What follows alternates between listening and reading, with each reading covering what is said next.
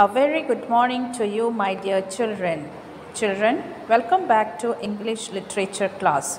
I hope you all are fine, isn't it?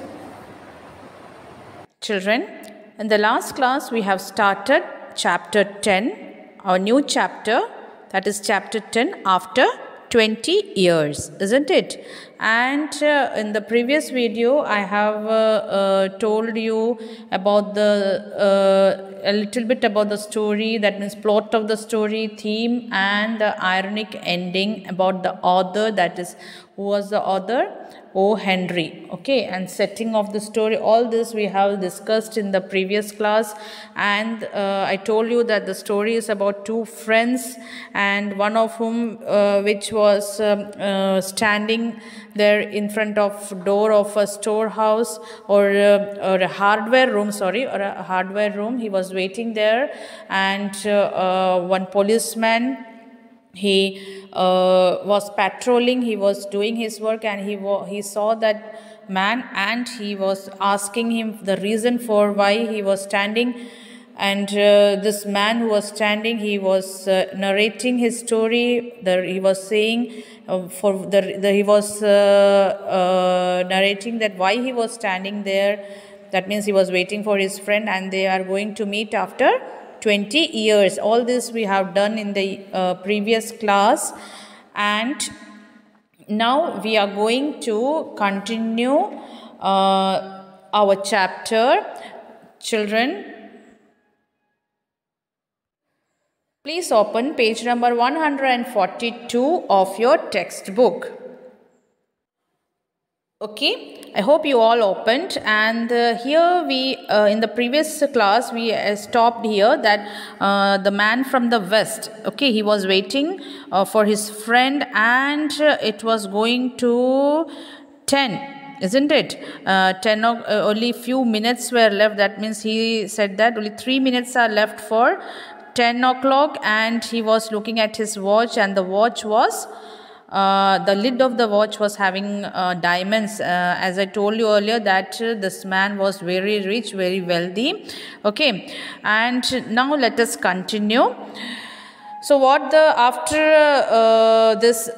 policeman said, let us see. Did pretty well out in the west, didn't you? Asked the policeman. So the policeman asked that man from the west that whether he had become very rich while living in the west. Okay, this man told the policeman that he has moved to west to earn money. So the policeman was asking whether he had become rich. Then what the man from the west said? You bet. I hope Jimmy has done half as well. He was a kind of plodder, though good fellow as he was. I have had to compete with some of the sharpest wits going to get my pile. A man gets in a groove in New York. It takes the West to put a razor edge on him.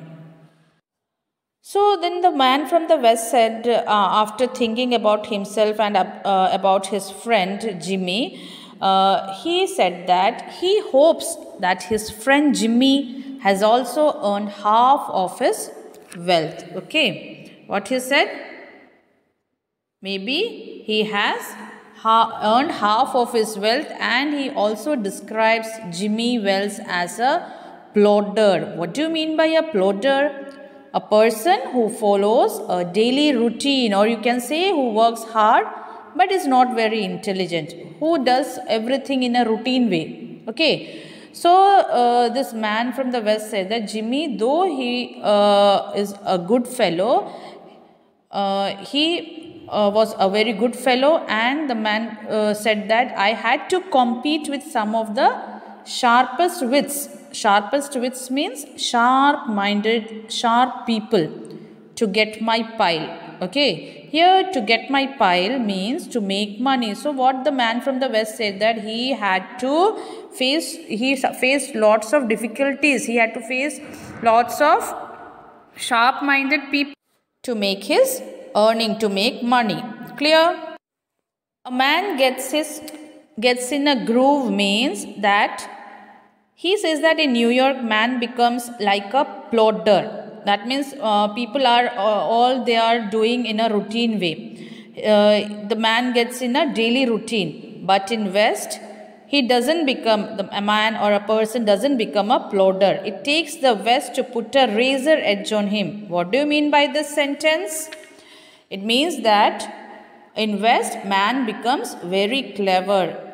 They faces lots of problem and they struggle for life and they become, consequently what happens? They become very clever. Clear? The policeman twirled his club and took a step or two. I will be on my way. Hope your friend comes around all right.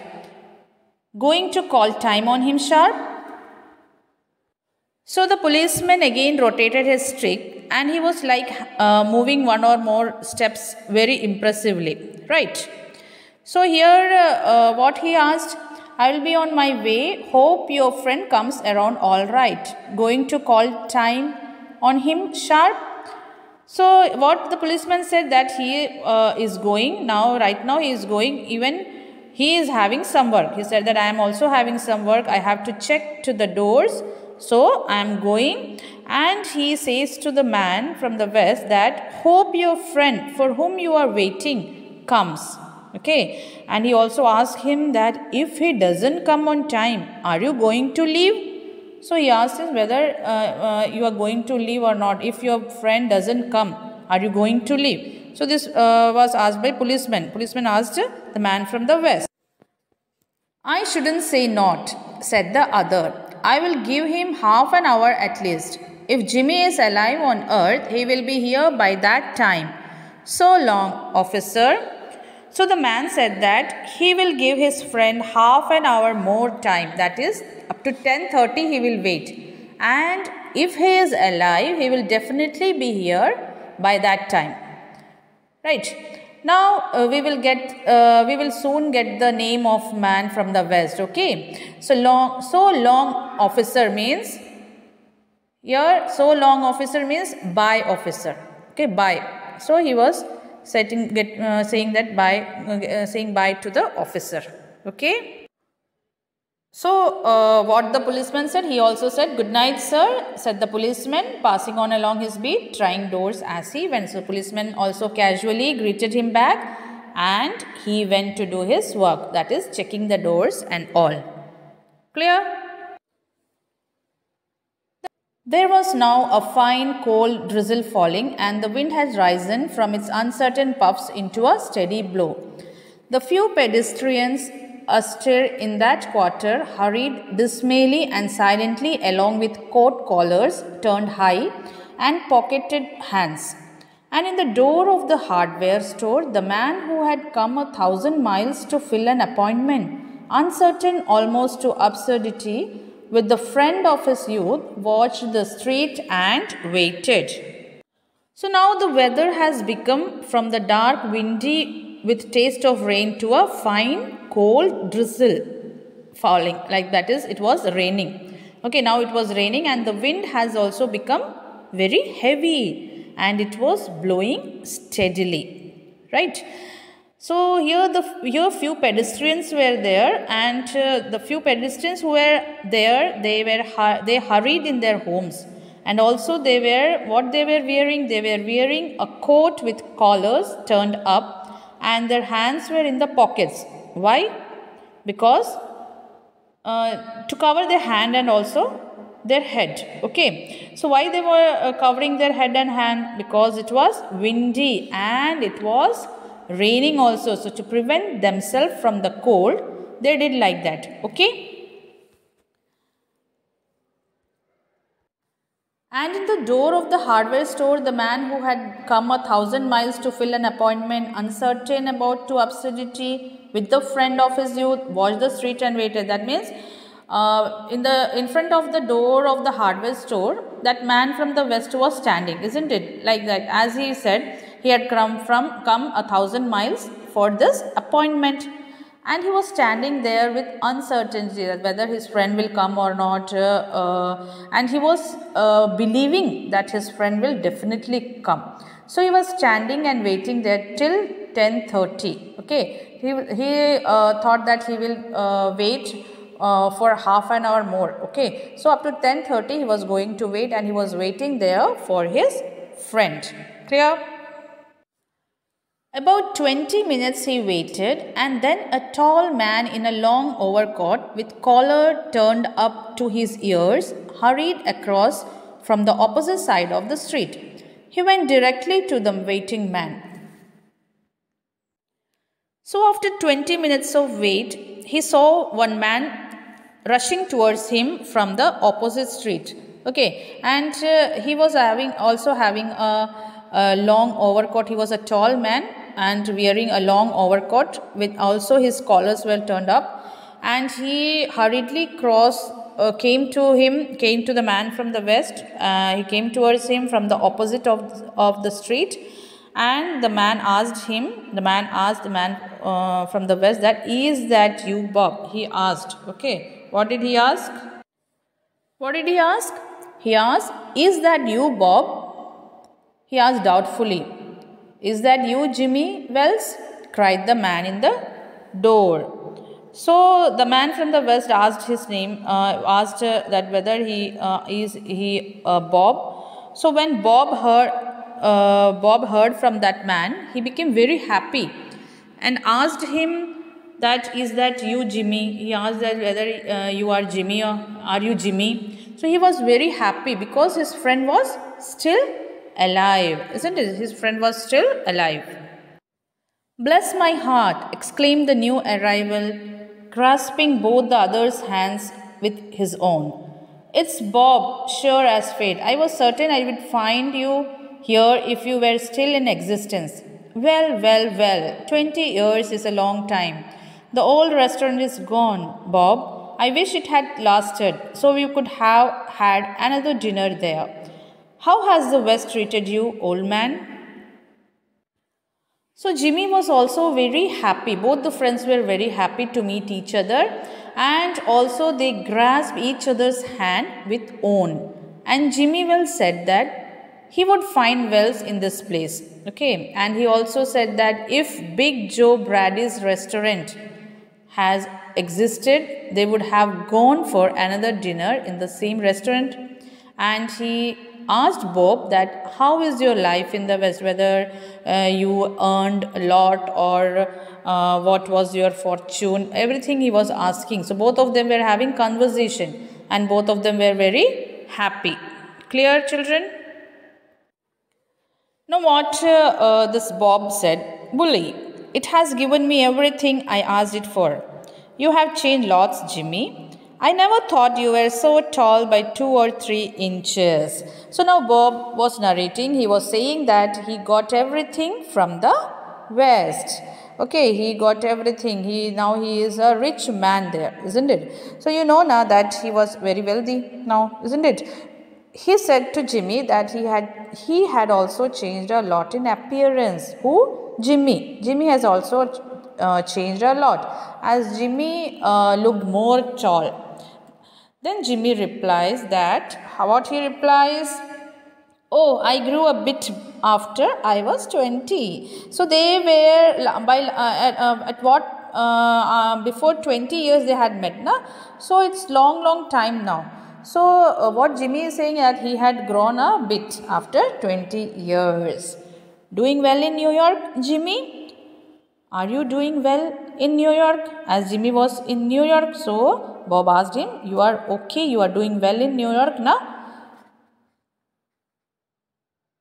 Moderately. I have a position in one of the city departments. So what he said, Jimmy replied that moderately, I have a position. That means I am working for a city department.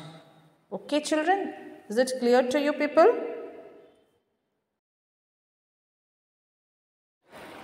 Let us continue, children. Come on, Bob. We will go around to a place I know of and have a good long talk about old times.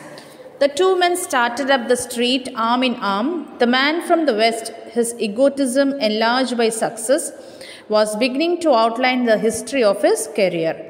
The other, submerged in his overcoat, listened with interest. So, children, these two guys were talking with each other, and they started to walk. Okay, both of them, they were walking arm in arm. That time one was narrating his success. And who was he? Yes, Bob. Bob was narrating because he was very wealthy. Okay, because he was very wealthy. And as Jimmy told that he was working in one city departments, so his salary was less compared to Bob. Okay, so Bob was rich. As we know that what do you mean by egotism enlarged by success?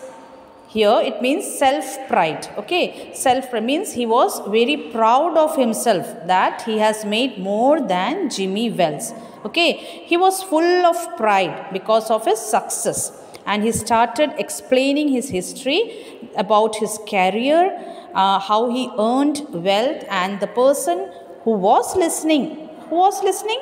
Yes, Jimmy Wells. Jimmy Wells was listening to Bob. He was submerged in his overcoat and was listening carefully. Clear? At the corner stood a drugstore, brilliant with electric lights.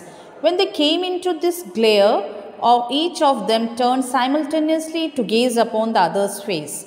The man from the west stopped suddenly and released his arm. "You are not Jimmy Wells," he snapped. 20 years is a long time, but not long enough to change a man's nose from a Roman to a pug. Children, then what happened? At the corner, there stood a drugstore. Drugstore, you know, no? Store from where you buy medicines, toiletries, etc.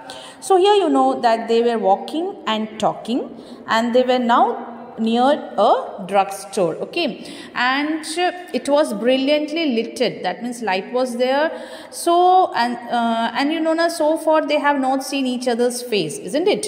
But when they reached near the drugstore, because of the light, they saw each other. They saw each other's face simultaneously turning to each other. Okay, and then the man from the west suddenly stopped and released the man's hand. Okay, Jimmy Wells' hand. He released his hand, and what he said? "You are not Jimmy Wells." He snapped. Okay, he snapped. So he was now doubtful that this man is not Jimmy Wells. So he realized this is not Jimmy. So he thought that why should I stay with him? Okay, so he is saying that 20 years is a long time, but not long enough to change a man's nose from a Roman to pug. That means, children, what do you mean by Roman to pug?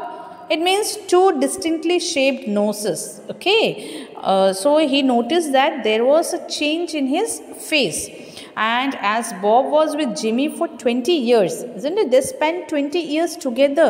So he noticed that there was change in his face, shape of his nose.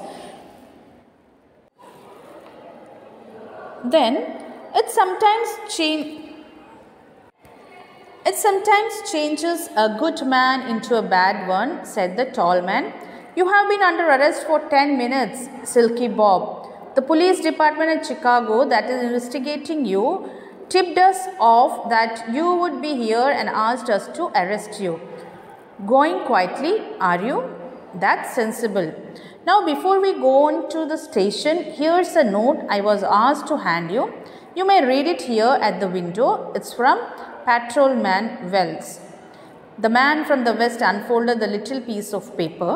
His hand was steady when he began to read, but it trembled a little by the time he had finished.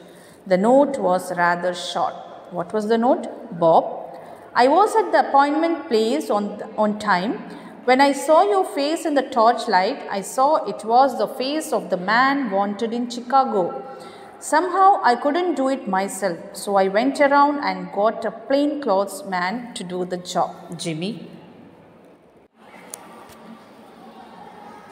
"It sometimes changes a good man into a bad one," said the tall man. "You have been under arrest for 10 minutes, Silky Bob. The police department at Chicago that is investigating you tipped us off that you would be here and asked us to arrest you. Going quietly, are you? That's sensible. Now, before we go on to the station, here's a note I was asked to hand you. You may read it here at the window. It's from Patrolman Wells. So what happened then? The man from the west unfolded the little piece of paper. His hand was steady when he began to read, but it trembled a little by the time he had finished. The note was rather short. Okay, so what happened then? Let me explain. So Bob realized that he was not Jimmy Wells. Okay, so the partner was not Jimmy Wells. So he released his arm and also said, the man who entered as Jimmy Wells said that you have been under arrest. You have been arrested for 10 minutes because it was 10:30 then. Okay, and at 10:20 the man, that means the fake Jimmy Wells, okay, the fake Jimmy Wells came now. Okay, that by 10:20, and he was for 10 minutes with Bob. And he had been under arrest. Bob had been under arrest for 10 minutes. Okay. So let us see how he has been arrested. Okay. Silky Bob. Silky Bob means, Silky means a person who escapes from jail or prison. Okay. That person is named as Silky. So like when you hold a silk cloth now, it easily drops down from your hand or slips down. So that's why Bob also, through illegal methods, he was making money, and he told the lie. He told the lie that he was making his fortune by competing with others, isn't it? He said like that, no? But actually he was making his fortune by illegal methods. So he has been under arrest by Chicago policemen. They were waiting for him, but they couldn't find him. At last this policeman found out him and wanted to give him to Chicago policeman. So now from this you can know that in Chicago this Bob has done many illegal things, isn't it? Going quietly, are you? What do you mean by going quietly? That means here the policeman is asking Bob that, will you come with me quietly, or should I make some other arrangements to take you? So then after that the policeman, that means who was acting as Jimmy Wells, that policeman gave a note to the man. Okay, and he told him that to read that note. It's a note from Patrolman Wells. This Patrolman Wells is Jimmy Wells. Yes, the real Jimmy Wells. That patrolman who was on beat, isn't it? That patrolman was Jimmy Wells. So, and this fake Jimmy Wells, this person who came after 20 minutes and talking and walking with Bob, was not the real Jimmy Wells. Okay. So now let us read what the note was. Bob, I was at the appointment place on time. When I saw your face in the torchlight, I saw it was the face of the man wanted in Chicago. Somehow I couldn't do it myself, so I went around and got a plainclothes man to do the job, Jimmy. So you know the ending, isn't it? So dear children, Jimmy was there at the right time, isn't it? The policeman on beat was Jimmy Wells. Yes, and he had been in the place at the appointed time. And when he saw Bob's face in the torchlight, okay, and that face was the wanted criminal, was the face of the wanted criminal by Chicago policemen. So he couldn't arrest himself, isn't it? Actually, friends can't do these things, no? A good friend can't arrest his friend. So he verified, and so at that time he verified that time. Means when Bob said that he will wait for half an hour more, Jimmy got the time to call on another policeman and arrest Bob. So like that he brought up a plainclothes man to do the job. That means the another policeman was not in uniform. Okay, so like this, Jimmy Wells arrested, or the Chicago police caught the wanted criminal, that is Bob. Okay, so he was under arrest, and with this, the chapter is over, children. So children, I told you earlier that theme of the story is loyalty to friend versus devotion to duty.